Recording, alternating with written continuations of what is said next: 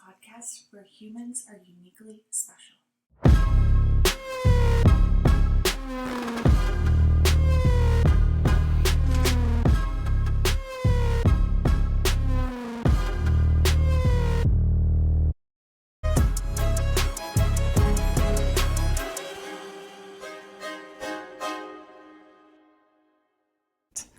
Hello, Sonia. It's been a while. I miss you. Hi, I miss you. How's Chicago? It finally feels like fall, so I'm taking out jackets, and the leaves are falling. The leaves are turning. I'm sure it looks gorgeous where you're at as well. It does, but it's so warm in New York today, like heat wave. It's horrific. Yeah. Gosh, I can't believe the heat wave is crazy. Is it pausing for you like me? Is the video weird for you? Okay. I mean, it's delayed, but normally the video is not good quality when you're recording, and then when you export it, it's crisp. Okay, beautiful. As long as so the this is sound real good, then you're good. Okay, perfect. So Sonia's an expert podcaster, and I am not. I really wanted to chat with you and hear from your perspective, your willingness to shift gears. And I'm curious how you've been able to do that so courageously. And you're also a mom of a 2-year-old, almost 2? Mm-hmm. A 2. He just turned 2. Yeah. Okay. He just turned 2. Oh, he's just the cutest thing. But in your human design, there's a big thing about inner vision and visualizing it before you can actually do it. And so take us down to just maybe recap your entrepreneurial journey and touch on the really big, pull the rug from underneath you moments. Okay. Well, my entrepreneurial journey is very intertwined with my personal journey, I think. So you'll get a little bit of both. I started at, I had, of course, work experience prior to this, but where I would say my career really started, if you will, was I was hired at one point to be the head of digital for a PR agency in the city. I had worked a lot of odd jobs, and I think I always just knew this was the direction I wanted to go in. There was always people in my life giving me safer opportunities, safer options potentially, or saying, why don't you try this? It could be easier. But I knew I wanted to be kind of in this world of fashion and PR and really New York girl, You're a total New York girl. I am. I think Devil Wears Prada had too much of an impact on my life, if I'm being honest. Too much. Yeah. And so I was just part of that era. You just worked until it was done. There was no 9 to 5. There was no boundaries. And I was kind of okay with that because I was really living those dreams. But I definitely suffered extreme burnout. And the timing of my burnout happened alongside the essentially crumbling of my marriage at the time. And I've always seen a lot of parallels between my personal life and my career. And so when I finally essentially got the balls to quit my agency job and decided to try things out on my own, was the exact same time that my husband at the time and I decided to divorce. And I think that there was some sort of deep freedom in being let's just burn it all down. And that's sort of not a theme in my life, but once I start to see something kind of going down, then I feel I'm willing to take more risks at that time. Cause I'm well, this thing isn't working out. This thing isn't working out. Why don't I just try what it is that I really want to be trying? So that's when I started my own agency essentially. And I told myself, I'm going to try this freelance agency life for a few months. And if it doesn't work out, I'll just go back and find another job. But every month I was making enough money to survive, learning new things, making new introductions. And while the personal life was not working out well per se, it did work out in the grand scheme of things, of course, as they always do. The work life was thriving. I was having time to try new hobbies. I became a boxing instructor. I was just like discovering so many new things about myself that I liked to do and how I wanted to spend time. And really, I got married so young that there was a lot about myself I didn't know. So I was able to kind of have this whole reawakening and understanding of myself. And that would be like the first time where I felt like the world kind of dropped out under me, and I was like, what am I doing? I'm starting my own business. I'm moving out on my own. I'm getting a divorce. I'm like having a life crisis. I'm in my early 30s. I'm supposed to be, how old were you? Settling down. I was, I think I was 33. Okay. I may have been like 20, 32, 33. So I was in my early 30s. Mm-hmm. Okay. Beautiful. Yeah. I think that's really expansive knowing even the age of early 30s, because how different is your life now very, very few years later? Yeah, very different. So now we are 7 years later, and I am, well, almost 7 years later, and I own 2 houses. I still own my own company. I have a son. I have, my partner lives with me and a dog, and I'm kind of like redoing that settled down life part. And, I think the business has been the one that has reinvented. I mean, I think I've personally reinvented myself a lot of times since that moment. And probably more times before that. I grew up in a small town, and I went to school out of state. That was like the first thing. Then I went to school out of the country. Then from there, I moved straight to New York because I was like, nope, not moving back to California. If I do it, I'm not going to escape. And then it was like a city girl doing these things, right? So there's been a lot of times that I think I've reinvented myself, but that was one of the biggest ones. And I've had to reinvent my career multiple times since then. When I started, I was still working with some fashion brands. I had some beauty brands, but it took a few years to really open my eyes and realize that there was a lot of friction around the fashion industry. And every time I took a project that was outside of beauty, I was disappointed, treated poorly, left unpaid. And so that was really another finally place where I stepped in, probably close to the very end of COVID, like around 2020 and 2021. And I realized like I've done so many beauty projects and that's really what I love. Why don't I just like start telling people I'm a specialist here, and not just start telling people, of course, like I had done so much there, but really just say like, I'm not going to take these other projects anymore. Like this is not for me. I'm a beauty marketing specialist and I don't want to be associated with these other industries anymore. I need to go all in the area that is showing me that it makes most sense. So yeah, that was another big shift. I spent a lot of time rebranding, repositioning myself, and saying no to other types of clients, and really going all in this new vision. And that was a big deal because of course there's a lot of scarcity mindset. What if I don't get any more jobs in this area? What if people don't think I'm a specialist? All of these things. And then again, when I had my son, that was like definitely the next time I had a huge career shift. I worked until pretty much the day I had him, of course, because when you work for yourself, you don't really have, I mean, I'm sure people who work for themselves can have more boundaries, but I'm not married. I pay for like a lot of my own stuff. It's not like, oh, I had a husband to help take care of me. And that's wonderful if you have that security and you can do that. But like, I didn't. I have a partner that, of course, is very helpful, but like insurance, other things that I've committed to personally, I needed to pay for. So I worked until then.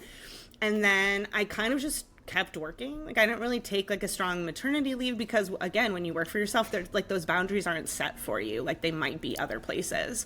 But I learned pretty quickly it was not gonna fly.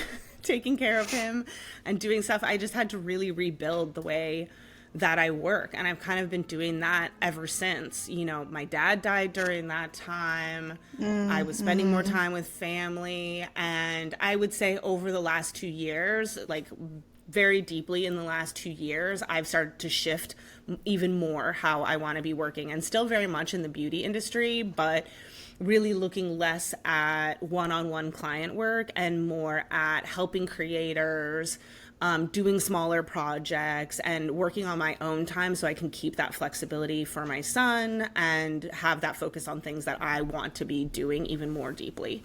So yeah, those are kind of some of the... I get chills when I think about like your life in 2023, because I know you became a mom. Is that when you bought your countryside home?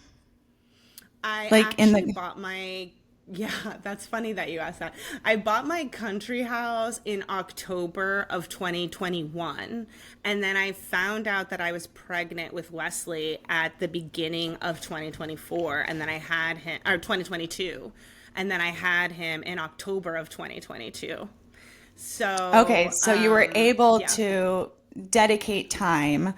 Um, and then the loss of your father, I know, was so difficult. And you were launching a lot of new things in your business and refining. I feel like that's, and correct me if I'm wrong, that's when you really went like all in on like the beauty creators and supporting the beauty creators. And by the way, supporting for free people. I was like, Sonia, what are you doing? But when she started, she was like, nope, like I'm going to support them for free. And she'll hop on a call at night and do like a 90-minute like creative brainstorm. I'm like, what? But you've done such a good job at like fostering and cultivating joy outside of work. And I think that's what keeps you, because I resonate so much with, if my relationship is poor, my business is poor. If my health is poor, my business is poor. And like first of all, I just have to go back to your home in the country, because who comes up with that? Because you drive like 3 hours back and forth sometimes in a day to do like cleaning and yard work. Yeah, it's 2 hours away. And I think during COVID, I felt a lot of stress because I had just purchased Oh, this duh, apartment that COVID. I'm in. Duh. Yeah, okay. Yeah. So I had purchased the apartment in 2019 and it was done with construction before COVID. So it was like very late 2018, very early 2019. So the construction was done mid 2019. So I had lived in it in the state kind of how it is now, but at least like construction wise, for just a couple months before COVID really like set in. So I actually used a lot of COVID time to like paint and decorate and try different things. But during that time, I saw so many of my friends leave the city and move in with their parents or have more freedom, bop around, try new cities. And I felt a lot of disappointment with myself that I had like made the wrong decision in purchasing this. Now I was stuck here. Like, what was I going to do? Looking back, it was actually like very smart. I refinanced during that time, so I have like a very low interest rate. Oh my gosh. And Lucky you. I know. So I was still able to now look back, but then I felt like so claustrophobic. I'm stuck in this small apartment. I'm in like the eye of the storm, if you will, in this like global pandemic. Not only that, there's like a lot of other issues that are happening in the city that were very scary. I live in Lower Manhattan, and so it was like constant helicopters flying by, curfew, Soho was destroyed. Like, it was very scary. And I've always been like a lakes girl. I've loved to be in touch with nature. Even as much as I am a city person, I love being in touch with nature. So I told myself, why don't I just take a month, kind of like when, quarantine was lifted and there was more movement. I wanted to take a month and live somewhere in the countryside. And I had visited this area, generally speaking, with my family before. And so I just went, I rented an Airbnb and I moved to this like very small town for a month in the summer. And that was it. I ended up falling in love with the house. I took my my soul dog, Lucy, with me on that little adventure. And this is like also kind of tragic now that I go back and think of it, but she was like suffering from cancer at the time and I didn't get her any like extraordinary treatments. She was almost 11, and for an English bulldog, that was like a beautiful life. And so I don't know why I'm getting emotional more over her than my dad right now, because I think I haven't relived it in a long time. But It's okay. I took her on this trip and I kind of just like knew that would be it for us. And she ended up dying at the very end of the trip. Oh. And that was it. But while we were in Pennsylvania looking for houses, and she came with me to look at all the houses, and just like that was like our last adventure as like buddies. Yeah. And it was Do really you feel a beautiful send off. total a beautiful send off? Do you feel her there with like I have full body chills? Do you feel her there at moments when you go back? I think so. I think I feel her there in like the lightness that it is to be there in general, like sort of this sense of like relief there. And, you know, I think, you know, I believe that everything happens for a reason, and it was like devastating, but it was also like early on in the time that I found out that my dad was sick. And I think it really did like set me up for like, this is what tragic loss is going to feel like. It's probably like the closest thing, you know. I had her for 11 years. I had her through my divorce. You know, the only time that I was single, she was with me, and like she made it to this apartment, and like, you know, she had seen so much for me. And so I think that loss like really helped set me up for like, okay, this is like, that was the first like major moment I had experienced loss like that before. So Oh gosh, I'm gonna be a mess when I lose my dog. So I just there's like, if you believe in God, the one thing that he did wrong was the lifespan of dogs. I will go on the record and say that. It's never enough. It's never enough. I know. Oh my gosh. You know, you and I experienced very different kinds of grief when it came to parents. How do you mind sharing your experience of how do you hold it together, maybe not hold it together, just allow yourself to go through a process? Because I know I was in denial. I reached different stages, and our nervous system like protects us in a really great way, but it is a fucking journey. For sure. I think it's difficult, of course, like when you own your own business, just like when I was pregnant or anything else, it's difficult to say like, I'm going through this thing right now and I can't show up for you when it's my job to show up for you. Right. And, of course, it's both like helpful and not helpful when you work for yourself, because you can just say like, sorry, no, like there's no boss telling you like you can't say no. But at the same time, like if you say no, then there's potentially no money there. You know, it just depends. And I was very lucky that at the time I had clients that were very understanding, of course. And I had a team surrounding me that could pick up whatever I needed. And I spent probably a month in California with my family across the time that it was sort of like my dad's last days when he passed, and then like his celebration of life at the end. And I actually flew straight from a trip from Germany to California with like a baby. My son was 8 months old, and we took him directly because we just like didn't know how much more time my dad was going to have. And navigating that was really hard. I think there definitely is a sense of denial, 100%. Like I was still kind of like showing up for calls and stuff because you sort of need some sort of sense of normalcy, right? Like even though it seems like a little crazy when you look back, like being on a call where no one needs to talk about what's happening is really nice. There's something sort of like refreshing there, right? So I did really love that portion of it, that people were like not being like, no, don't get on the call. I was like, I need this, right? And no one was like asking anything of me. But then when it came down to like sort of his final days, and then the week after when I was just really spending a lot of time with family, and then we had more family come in town, that was really nice to just like, I of course put on like an out of office. My team was there for me, very much so. And I just kind of like shut it off. Like I don't have any space for this right now. And that's, you know, like, just like you said, it evolves, like, you know, coming back to the city and like sort of getting into day to day was not so difficult because my dad lived across country, right? He was in California, I was here. So I was very much used to kind of like not being in touch with him every single day. But then it became more obvious, like, you know, it was Mother's Day soon thereafter. Yes. It was then his, you know, my birthday, Wesley's birthday, right? So it was like, I kept having moments where like he would have been involved and then he wasn't. And that's like when you really get hit. But I think Yeah. what was really, really hardest for me was my dad was also very entrepreneurial. And he and I shared a lot of similarities when it comes to the way that we do business and the way that we connect with people. And I think I used to go to him a lot when I had issues with work because I felt like he got it and he would kind of like give me some really good advice. And I feel like that was like one of the greatest areas of loss between our relationship was that, like, he was always very much like sharing my accomplishments and so proud of like all the things that I was doing. And it felt like I had sort of like lost that cheerleader, that person who was most like me, you know?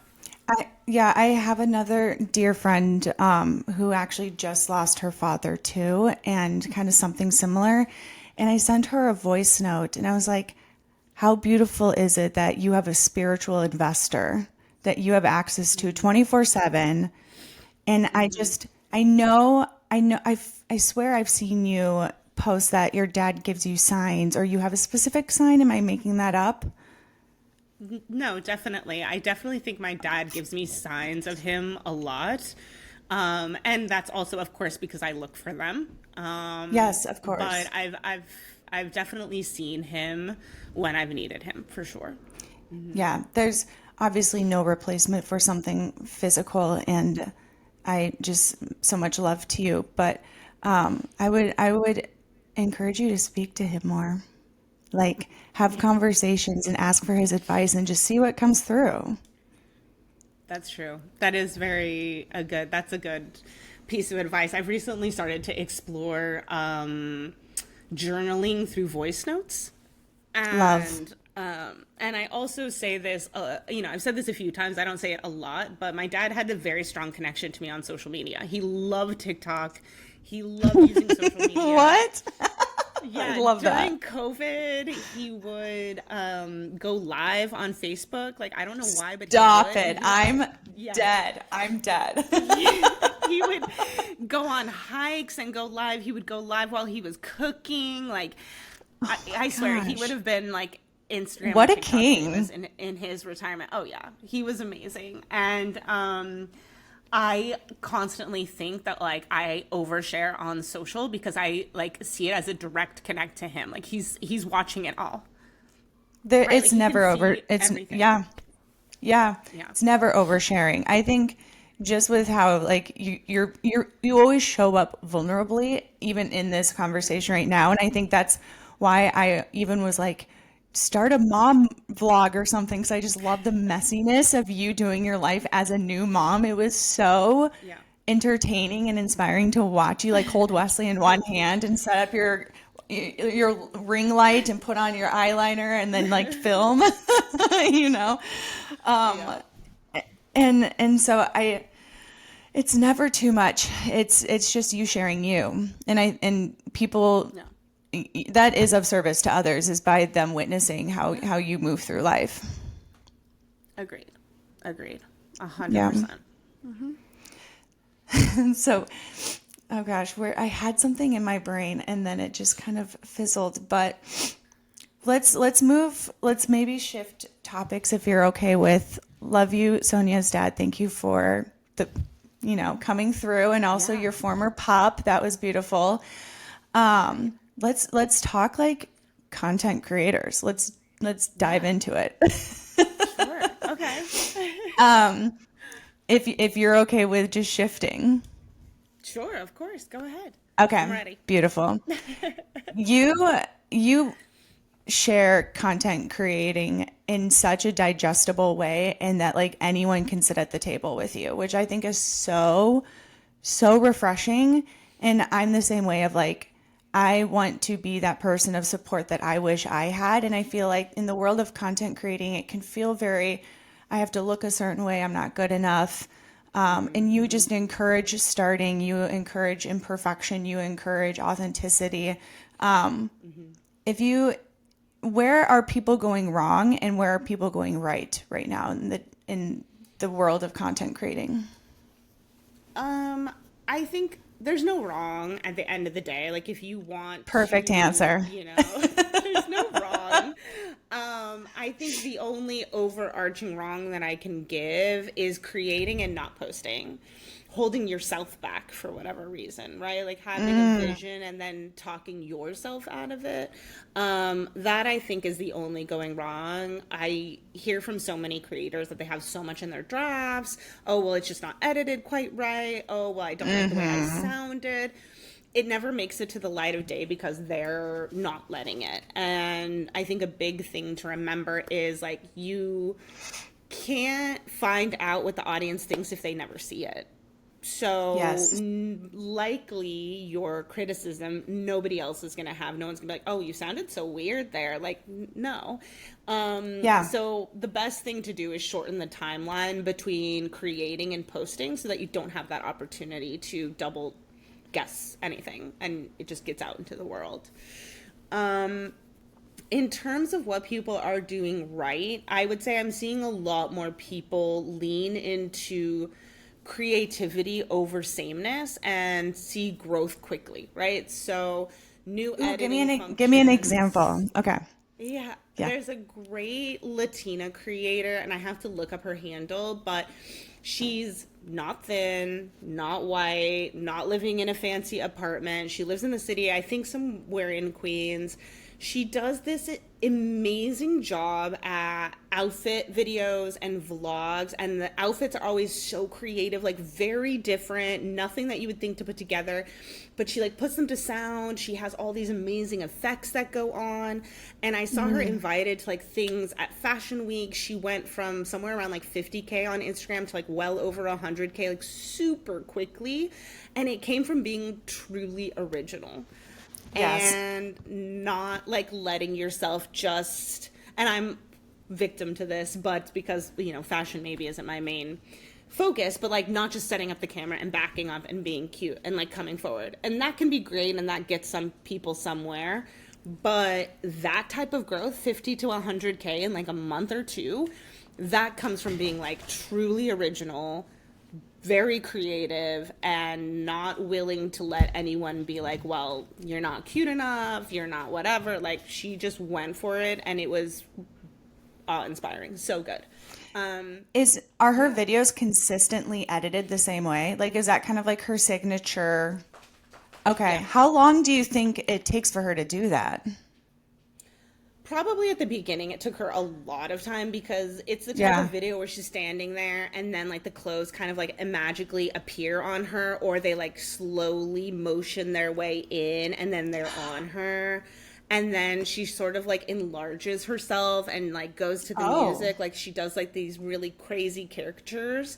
And then she'll like spin around, but it's like animation, you know? So Cool. I know from behind the scenes it definitely takes a lot more work, but once you figured out the formula, it's very fast, right? Once she knows like, okay, I just have to stand right here, because she stands in the same spot, and just do like Yeah. shot. She has like a system worked out, so I'm sure now it's a lot faster, but it's still probably more work than setting up a camera, backing up, being cute, and then coming back forward. Yeah, I think there's a really happy balance between what feels good, what feels authentic, and versus what just feels easy, and not believing that you can get support or it will get easier down the road. Yeah. I fall victim to that as well. Do you think, I'm curious between, I do not try at all when it comes to my content. I've gone in and out of support from creators and creatives, and it's been incredible to see what they create.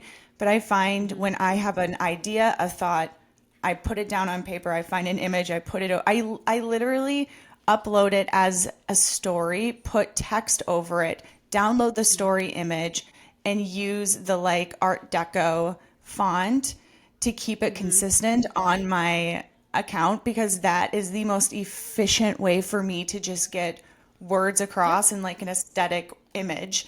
Like, criticism, thoughts? The only criticism is like, why do you feel like it needs to be an aesthetic image? Why can't it just be you saying it?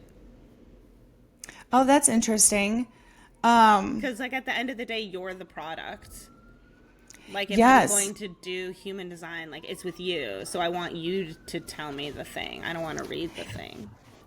Oh, that's very interesting feedback. I think it's because I feel like if my entire feed was my face, then you're hitting on very much of like a shadow right here of like you know what I mean? That's hysterical. It would just be more efficient for me to fucking talk.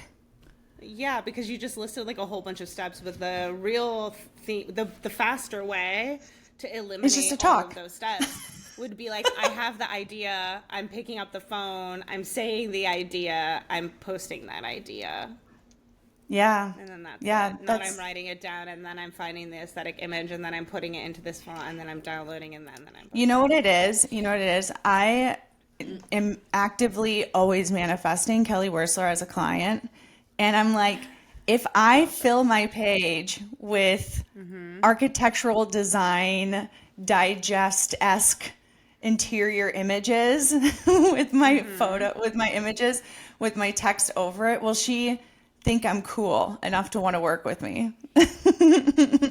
Okay, but the question I have is, Oh, Kelly's pick me already an apart, architectural- girl. She's already an architectural designer. She's not looking to hire you because you're a designer. She wants to hire you because you know what you're talking about. I just want, I'm your people. I want you to get me, Kelly. No, you're so right. You are so right. I'm feeling like very seen right now, but this is one of your gifts. You are like an older sister that tells it like it fucking is. I do, but like in a nice way. I try to do, always but- be really like I do. My but I sweet, deliver it with sweet a smile, cancer. so that people are never offended. Like even though sometimes what I say is like very spicy, it's also like, but I love you and I want you to succeed. So like, why don't you just do it this way? Because then it'll be faster. Well, and this is honestly like probably exactly what you do in your like I don't know if you do your mini coachings anymore, but you literally just listen to me thinking that I had the most efficient way of doing something. And you're like, you could still eliminate like 2 or 3 of those steps. Yeah, exactly. So I do still offer one-on-ones, but for the most part, I have 2 opportunities to work with me, and that is to either join the membership, which is $35 a month, and you can ask me all these questions on our live. I gotta join the membership, Sonia. You do. And yeah, in the live sessions, people can ask me anything, but they can also leave a note in our chat group that's directly a question to me. There's lots of other resources, but those 2 are, I think, the most valuable, of course. Or I have 5 spots that are just for mentorship, which is one-on-one with me all the time. Love. And those people get this type of advice every day because they just voice note me and I voice note them back like, no, we're not doing that. Love. I love.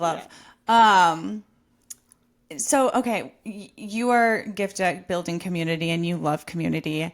How is this new membership going for you? Because like, I know that you've always had lip service, correct? Yep. Or what was and I was involved in the text and it was so helpful. And like, Thank you. even getting opportunities to like gift and post, like I found some of my favorite beauty brands because I know that you're going to vet the brands too with who is coming through to you. Yeah. So this is like an elevated version of what I initially joined of yours. How's the vibe? How's the energy? Like, what's the intention? How are the creators moving? I just want to hear brag about it. Yeah. It's great. So yeah, like you said, lip service initially started as a text service. And unfortunately the platform I was using shut down as a business and I wasn't able to find anything that was, I wasn't able to find anything that was cost effective enough to keep it on text.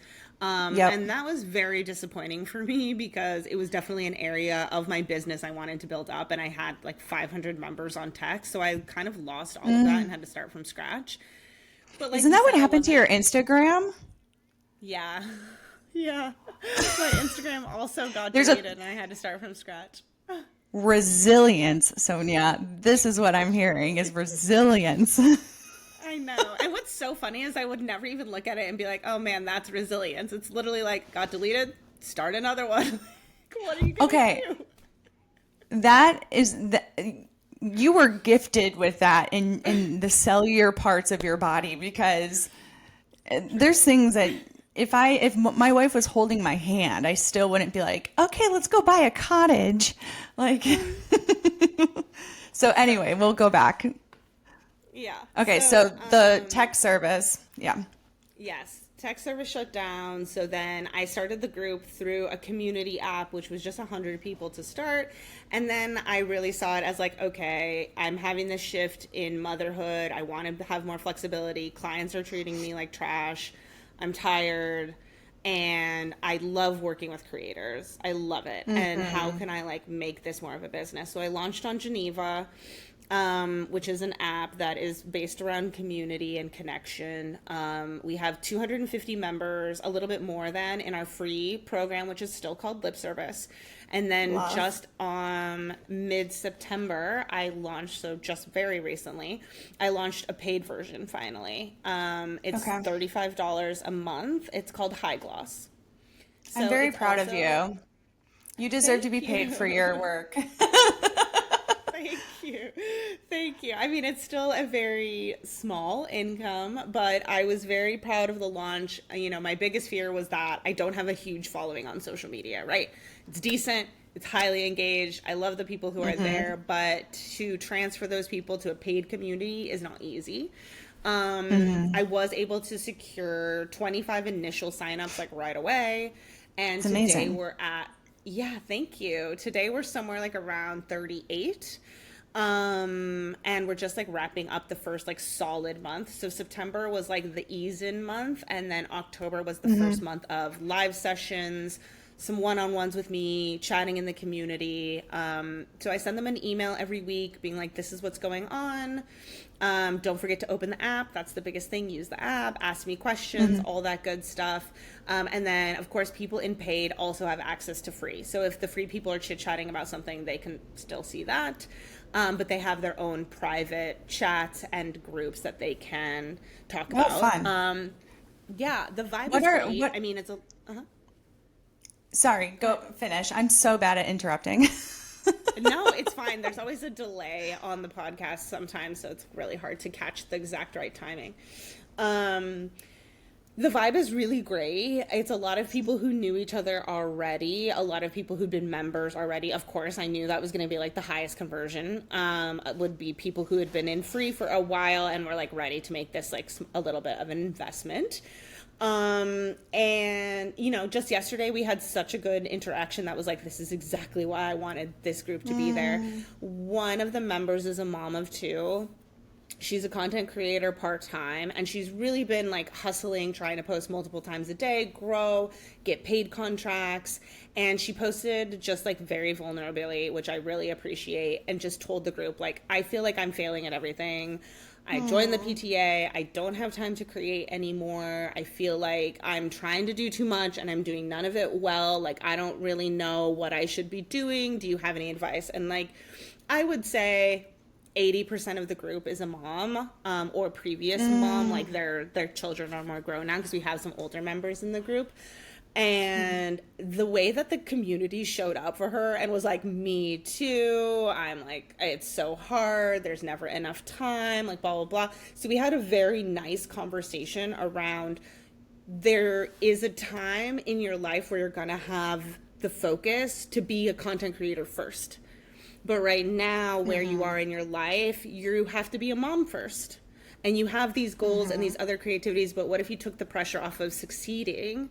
And you just said, this little portion of the internet is for me when I have free time and I get to be creative and I get to have fun. But if I don't get to post for a few days, that's okay, because the PTA and the dropping the girls off and all these other things is what comes first right now. But eventually, maybe they'll be in school all day and they'll have a lot of activities and you won't be as involved. And then you'll have a lot more time for creating and you can shift. But for right now, why don't you just pick one platform that you want to be your best self on, one thing that you really want to focus on, and just feel good about that instead of trying to do everything. And she was just so happy to hear from so many other women who felt the same, who were in the same boat as her. And that's really why I started it, is so that people could feel connection in an industry that can feel very lonely, even though so many people are doing it. Yeah.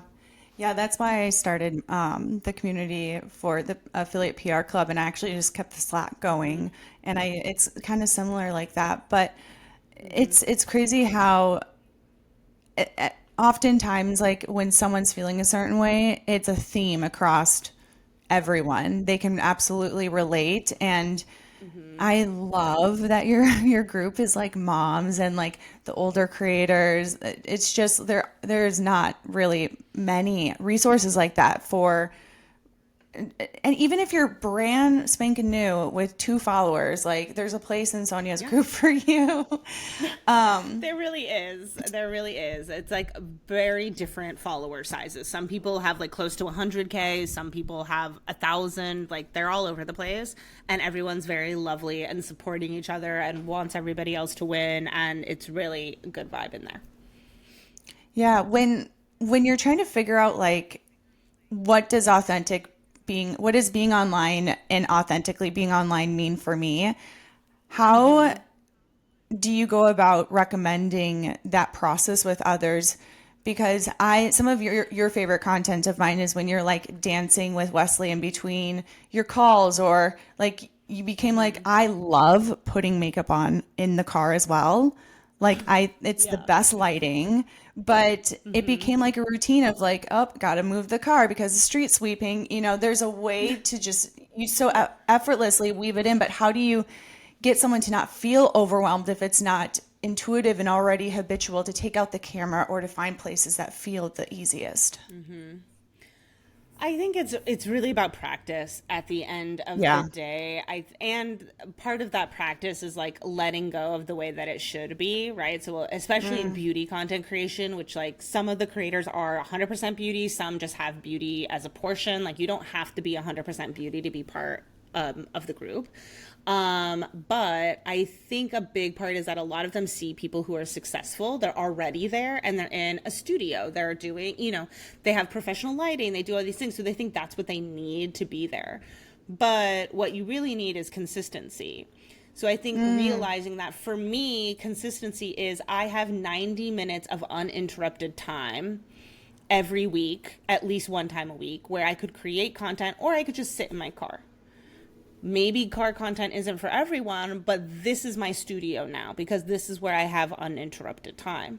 So that's what I had to say. Like I would love to have a studio space. I would love to have my own office space, like all these things. But I live in a 1 bedroom in Manhattan and I have to move my car. And I realized being in that car for 90 minutes, I can do 2 YouTube videos and multiple short form content videos in that 90 minutes. So it's like, I Yeah. can't let that opportunity go, right?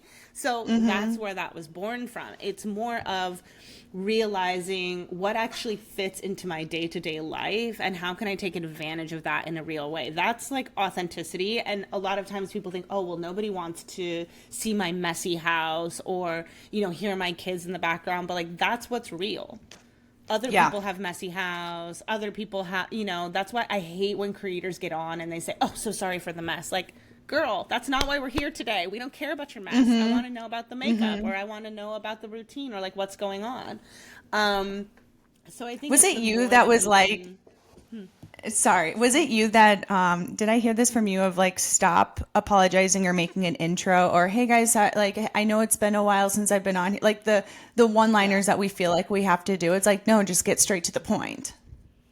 Yeah, exactly. Exactly. No one normally realizes how long you've been gone. They don't see the mess until you point it out. Like they're not, oh, sorry about my hair. Sometimes I'll say those things, but I try to make a strong effort to cut it out in the post because it's just something that's like wired into us that we need to apologize for something that's like not perfect. Um, and if you do that, it's just good to be aware and say, cut that out because nobody cares about that part. They came to this piece of content for a reason. What is that reason? And that's a lot of what I'll focus on as well when people do like a profile audit. I'll try and find those little things that they could be doing differently. And a lot of people, it is car makeup. They're moms. They're in carpool. They have 5 minutes. Like that's the thing that they should be focusing on because that's already what's authentically fitting into their life. And it's what their audience is also experiencing. So it's kind Yeah. of a mixture of like reflection and being comfortable in it not looking how other people's is going to look. But that goes back to that initial example of like, you got to lean into your version and not worry about what everybody else's version is. And that's very hard skill set. I'm not, like saying, oh, it's so easy, just do this. It's not easy. Yeah. No. It's hard. Totally. I'm still manifesting a partnership with Baybrow because they're the only reason why I have good eyebrows. But that would be like an example of like, I do my brows every single day. I'm obsessed with my brows. It's the area that I get the most compliments. What if I literally just held up the phone and just like showed the before and after every single day? Yeah. You could There you also go. be doing like a little human design reading while you do it, right? Like it also doesn't have to be singular. And I think that's what people forget when they hear like, oh, make sure you have a niche. It's like, your niche might be human design or human intuition or being connected with like your inner workings, but it doesn't mean that that doesn't also connect to other areas of your life, which means that you could be doing the brows while also doing something else that's more related to the niche. That makes sense. No, totally. I used to get ready on TikTok lives, and I kid you not, more my wife's aunt was like, her name's Auntie Di. She's like, what happened to you getting ready and talking about inspiring things? I used to just like always go to your TikTok. I'm like, I thought no one watched. It was like one of those things where you just feel like no one's watching. Yeah, I know. Always watching. Someone's always watching. Wait, Um, can you hear Buddy? Hold on. Let me oh, buddy. He's asleep, but he's so loud. Hold on. Give me a snore. He was snoring so loud. Sorry, I just woke up. Can I get a sniffers? I'm holding it down. Buddy. Like so We, loud. we love Buddy. Buddy, he's the most complicated dog of all time, but God bless him, he's still here. I woke up in bed by myself this morning. My wife was in the basement. She took a video of me snoring. She's like, I heard it in the basement. I'm like, oh my God, I'm turning into my mother. It's inevitable, though. That's like the sooner you become comfortable that you're turning into her, the better. It's so hard, though. Oh my goodness. Okay, little rapid fire. We'll end this. What's your favorite beauty brand right now? Mob Beauty. They're on the podcast tomorrow, so I'm like also have okay. mine, but Mob Beauty, MOB. Okay, I'm gonna look them up. Oh, that's exciting. Okay, awesome. What is a splurge worth spending on? Anything that makes your life easier, house cleaning, Preach. daycare, whatever it is that's gonna free up time. That's hysterical. I was thinking luxury beauty, but we'll go with that. That's perfect. Any new innovative products that you're like, oh shit, that's cool? Oh, this really isn't innovative, but I thought it was so creative. Do you know Half Magic? No. Okay, they're sold at Ulta, and the founder is Donnie Davy, who was the makeup artist for Euphoria. Oh, yeah. Yeah, and that's how she became very famous, of course, and then she launched this brand called Half Magic. They just came out with a pen. It looks literally like a pen, but it has like the sharpest edge that erases. So after you do your wing, if it's like not sharp enough, you just take I need that on this side. Like, it's amazing. Look at the, I was like, yeah, I was like, that's so innovative. That's just like creative. Like the formula isn't anything interesting. It's like micellar water or something, but the component they put it into and the way and they like made it the exact same shape as their black liquid liner. I was like, this was a very genius release. I love it. You know what I do sometimes that I saw in a Kylie Jenner makeup tutorial like 5 years ago is I put scotch tape on my eye. Yeah. I'm here for the eraser.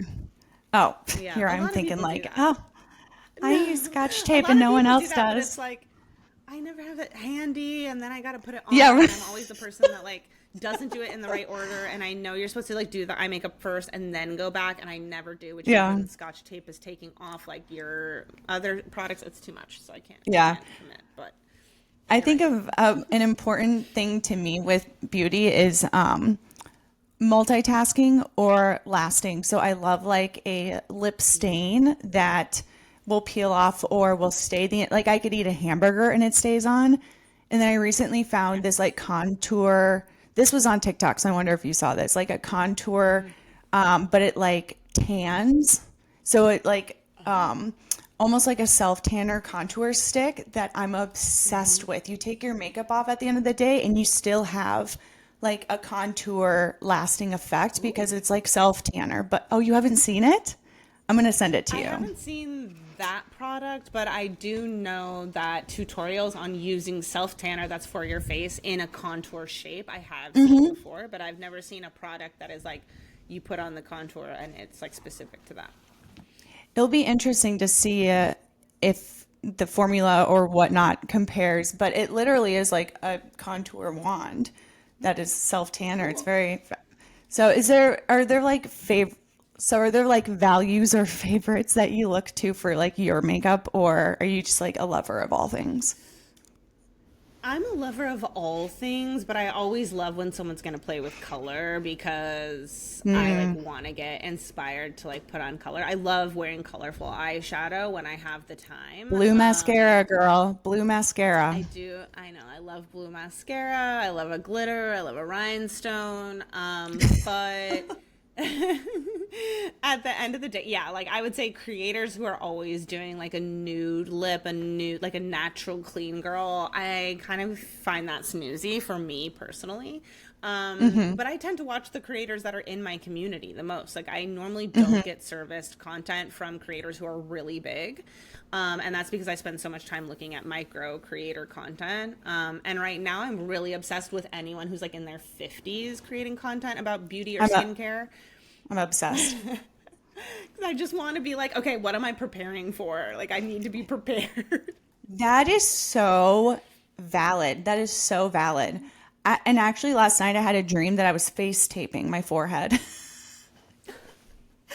Isn't that, I just realized that maybe because I knew I was having a conversation with you, but as you know, I don't know if you know this, but my wife and I are trying IUI and we are like actively in the process. So I'm like, oh my gosh, 9 months without Botox? What is that going to look like? I know. I hope nobody hears this, but like at the tail end of my son's breastfeeding, I did go get Botox because I was like, no, I can't do this anymore. I can't look at these wrinkles anymore. And I know they're like, are you breastfeeding? I was like, no. Yeah. But I read a lot on the forums of how many people had done it and it was fine. But it's like nobody wants to do testing on that, of course. But I was just going to say a lot of the no's with pregnancy is their no's because they haven't actually no pregnant woman is going to be like, yes, please test Botox on me. Please test like highlighting my hair. Exactly. Yep. I forget what book it is, but it's very popular and it's the only baby pregnancy book I read. And it's literally about that. It's like not debunking because of course there's no tests, but it's like letting you know, hey, the reason why they say no about this is because there aren't tests. And that's like sushi, deli meat, like so many things. It's like the rarest occasion that you would actually have an issue. But so it's kind of just like giving you like more insight into why people say yes or no about things so that you could better make your own decisions. And I appreciated that book so deeply because I was able to be like, I knew it. I need it. I need that. What about taking baths? You know, I'm a bath girl and I feel like that is a big no-no. I can take a bath. I think so. I just not like once you're in the safe zone, you're fine, but not like scalding. Okay. But like you could take a bath. Okay. I mean, my body misses being submerged. I'm not pregnant. I'm not saying that I'm pregnant, but sure. Knock on wood, any day. I know. You could be. I could be. Who knows? Okay. Bath. Text me that book. I need that book. Yes, everybody needs this book, especially if you're a nervous person. I felt like I'm not a nervous person by nature, but it just gave me more agency around, especially, and by agency, I mean like attitude. I love when people like, don't do this. I'm like, no. I You love don't when know what you're people talking use about. that word. Yeah, I love when people use that word in the correct way. Well, I mean, like in a like taking control over your life type of way. So I love that. Okay, we'll end on what is giving you joy these days.